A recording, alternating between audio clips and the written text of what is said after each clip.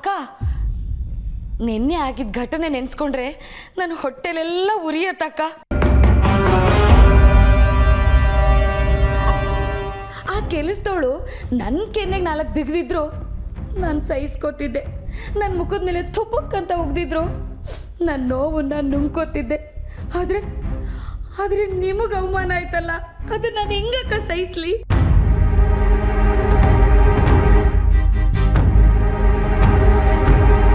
ಅಕ್ಕ, ನಿಮಗೆ ಅನಿಸ್ತಿರ್ಬೋದು ಈ ದಾಮಿನಿ ತುಂಬ ಮಾತಾಡ್ತಾಳೆ, ಯಾವಾಗಲೂ ತಪ್ಪೇ ಮಾಡ್ತಾಳೆ ಅಂತ. ಯಾಕೆ ಹೇಳಿ ಅಕ್ಕ? ನಿಮ್ಮ ಮೇಲೆ ಪ್ರೀತಿಗೋಸ್ಕರ ಅಕ್ಕ. ಅಕ್ಕ, ನಿಮ್ಮ ಮುಂದೆ ನಿಂತ್ಕೊಂಡು ಮಾತಾಡೋಕ್ಕೆ ಈಗಲೂ ನನಗೆ ಗಡಗಡ ಅಂತ ನಡ್ಕ ಬರುತ್ತೆ. ಇವಳು ನೋಡಿ ಹೆಂಗೆ ನಿಂತಿದ್ದಾಳೆ. ಯಾಕೆ ಹೇಳಿ ಅಕ್ಕ? ನೀವಂದ್ರೆ ನಮಗೆ ತುಂಬ ಗೌರವ ಅಕ್ಕ. ಆದರೆ ಆ ಪಾರು ಅಕ್ಕ, ಯೋಚನೆ ಮಾಡಿ ಅಕ್ಕ, ಈಗಲೂ ಅವಳನ್ನ ನಿಮ್ಮ ಹತ್ರ ಇಟ್ಕೋತೀರಾ? ನೀವು ಹೂ ಅನ್ನಿ ಅಕ್ಕ, ಇವತ್ತೇ ಇಲ್ಲಿಂದಾನೆ ಕೆಂಪ ಸತ್ಸಿ ಅವಳನ್ನ ಹಳ್ಳಿಗೆ ಓಡಿಸ್ಬಿಡ್ತೀನಿ. ದಾಮಿನಿ, ಹೇಳಿದ್ದೆಲ್ಲ ಮುಗೀತಾ? ಇನ್ನೂ ಏನಾದರೂ ಇದೆಯಾ? ಆಯ್ತಕ್ಕ. ಏನು ಮಾಡಬೇಕು, ಏನು ಮಾಡಬಾರ್ದು, ಯಾವಾಗ ಯಾವ ತೀರ್ಮಾನ ತಗೋಬೇಕು ಅನ್ನೋ ವಿವೇಚನೆ ನನಗಿದೆ.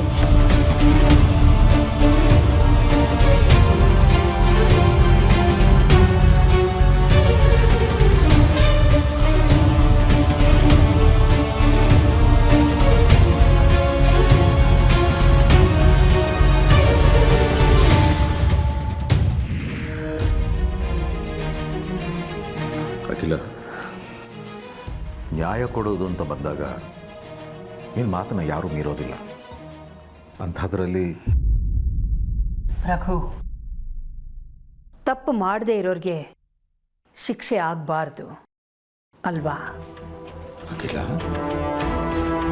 ಹೌದು ರಘು, ನಿನ್ನೆ ರಾತ್ರಿ ನಡೆದ ಘಟನೆಯಲ್ಲಿ ಆ ಹುಡುಗಿ ತಪ್ಪು ಏನೂ ಇಲ್ಲ. ಅಷ್ಟು ಖಚಿತವಾಗಿ ಅದು ಹೇಗೆ ಹೇಳ್ತೀಯ? ಆ ಹುಡುಗಿ ಬಗ್ಗೆ ನಂಬಿಕೆ ಇಲ್ಲದೆ ಹೋದರೂ ಹನುಮಂತು ಬಗ್ಗೆ ನಂಬಿಕೆ ಇದೆ. ಅವನು ಮಕ್ಕಳನ್ನು ಬೆಳೆಸಿರೋ ರೀತಿ ಬಗ್ಗೆ ನಂಬಿಕೆ ಇದೆ. ಹನುಮಂತು ನೆರಳಲ್ಲಿ ಬೆಳೆದ ಯಾವ ಜೀವನೇ ಆದರೂ ಈ ರೀತಿ ತಪ್ಪು ಮಾಡೋದಕ್ಕೆ ಸಾಧ್ಯನೇ ಇಲ್ಲ.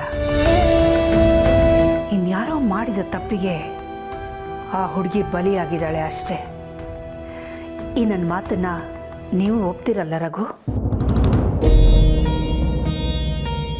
ಅಖಿಲ, ಮನೆಯವರಾಗಲಿ ಹೊರಗಿನವರಾಗಲಿ, ಶತ್ರುಗಳಾಗಲಿ ಸ್ನೇಹಿತರಾಗಲಿ, ಎಲ್ಲರೂ ಒಂದೇ ತಕ್ಕಡಿಯಲ್ಲಿ ಹಾಕಿ ತೂಗಿ ನಿರ್ಧಾರ ಹೇಳೋದ್ರಲ್ಲಿ ನೀನು ಬಿಟ್ಟರೆ ಮತ್ತೊಬ್ಬರಿಲ್ಲ ಅಂತ ಮತ್ತೆ ಪ್ರೂವ್ ಮಾಡಿಬಿಟ್ಟೆ.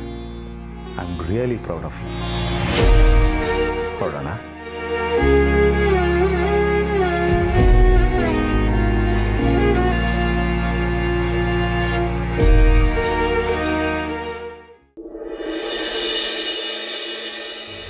ಇವತ್ತು ನಮ್ಮ ಪಾರು ಬಗ್ಗೆ ಪೇಪರಲ್ಲಿ ಬಂದಿದೆ. ಎಲ್ಲಿ ಅಯ್ಯೋ, ನಮ್ಮ ಪಾರು ಏನು ಲಕ್ಷಣವಾಗಿ ಕಾಣಿಸ್ತಿದ್ದಾಳೆ ನೋಡು. ಒಂದು ನಿಮಿಷ ಇರಿ. ಅದಿರ್ಲಿ ಇರಮ್ಮ, ನಮ್ಮ ಪಾರು ಬಗ್ಗೆ ಏನು ಬರ್ದಿರ ಓದಿ ಹೇಳಮ್ಮ. ಸರಿ ಆಯ್ತು, ಎಲ್ಲ ಸುಮ್ಮನಿರಿ, ಓದಿ ಹೇಳ್ತೀನಿ. ಅಮ್ಮರ್ ಬಂದ್ರು.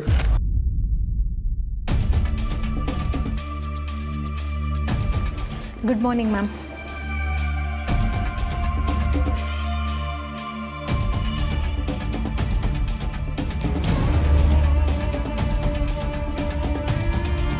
ಜಯ, ಮ್ಯಾಮ್ ಟಿವಿ ಆನ್ ಮಾಡು. Okay ma'am.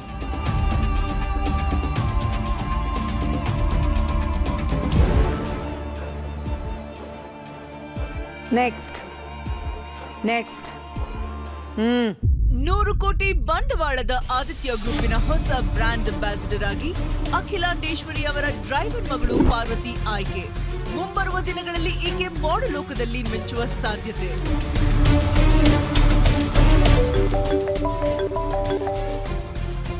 ಹಲೋ, ಒಂದು ನಿಮಿಷ ಮ್ಯಾಮ್, PRO ಕಾಲ್ ಮಾಡಿದ್ದಾರೆ. Good morning ma'am. Press meet ಯಾವ ಟೈಮಿಗೆ ಫಿಕ್ಸ್ ಮಾಡ್ರಿ? ಇವತ್ತು ಸರಿಯಾಗಿ 11 ಗಂಟೆಗೆ. ಓಕೆ ಮ್ಯಾಮ್, ಎಲ್ಲ ಅರೇಂಜ್ಮೆಂಟ್ಸ್ ಮಾಡ್ತೀನಿ.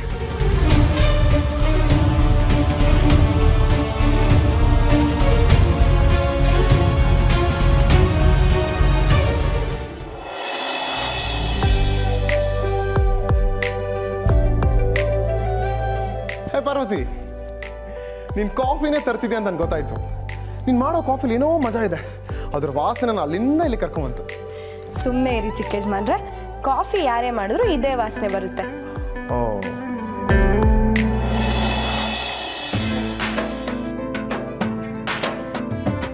ಪಾರ್ವತಿ, ಇವತ್ತು ನಿನ್ನ ಮುಖದಲ್ಲಿ ಏನೋ ಒಂದು ಕಳೆ ಇದೆ.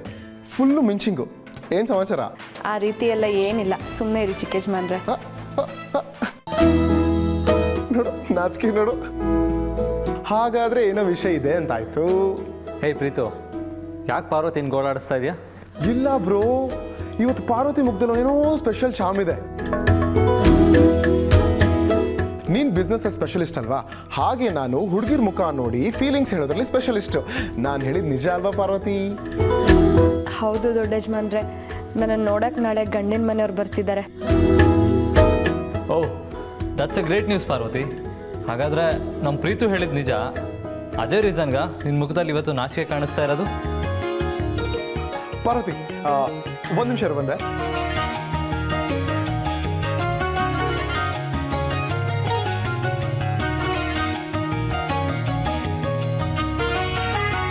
ನಿನ್ನ ನೋಡೋಕ್ಕೆ ಗಂಡಿನ ಕಡೆಯವ್ರು ಬರ್ತಾ ಇದಾರಲ್ವಾ, ಅದಕ್ಕೆ ನನ್ನ ಕಡೆಯಿಂದ ಫಸ್ಟ್ ವಿಶ್ ನಿಂಗೆ. All the best bro.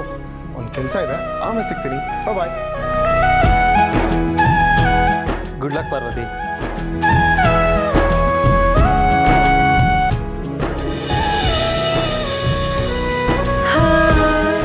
Preethu ತುಂಬ ಪ್ರೀತಿಯಿಂದ ವಿಶ್ ಮಾಡಿ ಈ ಹೂ ಕೊಟ್ಟೋಗಿದ್ದಾನೆ. ಇದನ್ನ ಯಾಕೆ ಟ್ರಯಲ್ ಇಟ್ಕೊಂಡಿದ್ಯಾ? ಮುಡ್ಕೋ. ನಿನ್ನ ಕೈ ಟ್ರೈ ಇದೆ ಅಲ್ವಾ, ನಾನೇ ಮುಡಿಸ್ತೀನಿ.